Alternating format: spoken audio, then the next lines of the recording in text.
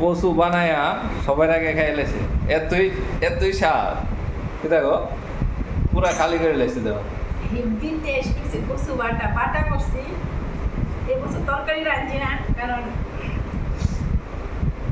একজনের high pressure হয়ে গেছে তরকারি রাঁধছি না রান্না তো খাইবো এদিকে রাঁধছি না এদিকে বাটা করছি কারণ আজকে 11টার সময় অমাবস্যা ছাইড়া দিব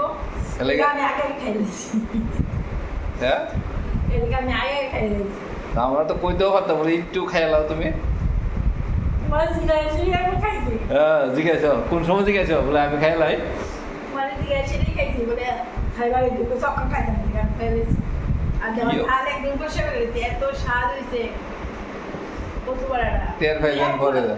এক ফুটা গলার ধরছে না মাইক খাইছি মাইক খাই দাও তো এদিকে কইছে গলার ধরছে এ জানে তে ওই কচু নাম যদি কই দেবো গলার ধরছে আমরা বাবু এমন করতে দেখছো নি অবস্থা মানে পুরা রাইন্দা আর দেরি করছে না শুধু আজকে কচু বাটা করে ভাত খেয়েছি রাত তখন হয়েছে না রাত